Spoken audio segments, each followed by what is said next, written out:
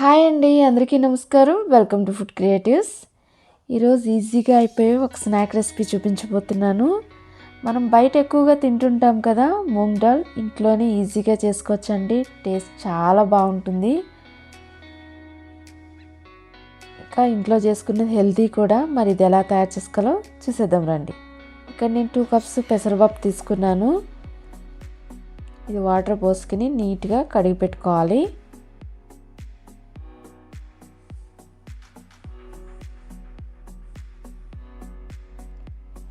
ఈ వాటర్ని వంపేసుకుని fresh water వేసుకోవాలండి.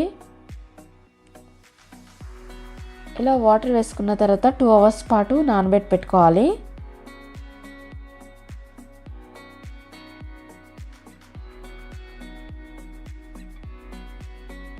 టూ అవర్స్ పాటు నానిపోయిన తర్వాత ఒక స్ట్రైనర్ తీసుకున్నాను. ఇలా వాటర్ని అంతా డ్రైన్ చేసుకోవాలి. వాటర్ అసలు ఉండకూడదు.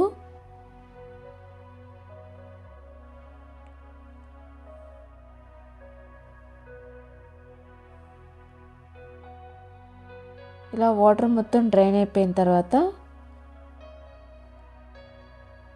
ఒక పొడి క్లాత్ తీసుకుని కొంచెం కూడా తడి లేకుండా ఆరబెట్టుకోవాలండి. ఏమాత్రం తడి ఉన్నా ఆయిల్ పీల్చేస్తాయి ఇవి. ఇలా పొడి పొడిలాడుతూ ఉండాలి. స్టవ్ పైన కడాయి పెట్టుకుని తగినంతగా ఆయిల్ వేసుకుని వీటిని మీడియం ఫ్లేమ్లో పెట్టుకుని ఫ్రై చేసుకోవాలి.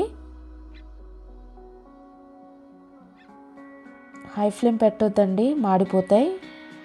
మీడియం ఫ్లేమ్లో పెట్టుకుని మాత్రమే ఫ్రై చేసుకోవాలి.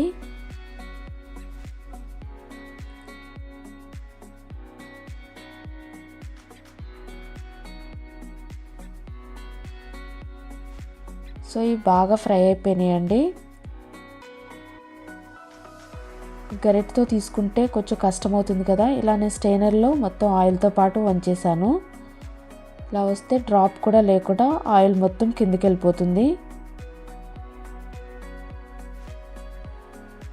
మనకి మూంగ్ దాల్ అనేది పొడి పొడిలాడుతూ ఆయిల్ పీల్చకుండా వస్తుందండి. చూసారా ఎంత సింపుల్గా అయిపోయిందో. ఆయిల్ అయితే పీల్చనే లేదు అసలు. ఇందులో కొద్దిగా సాల్ట్ వేసుకుందాం. అంతే, ఎంతో సింపుల్గా మూంగ్ దాల్ చేసుకున్నాం కదా. ఈ వీడియో నచ్చింది అనుకుంటున్నాను. నచ్చితే like, share and subscribe to our channel. Thanks for watching this video.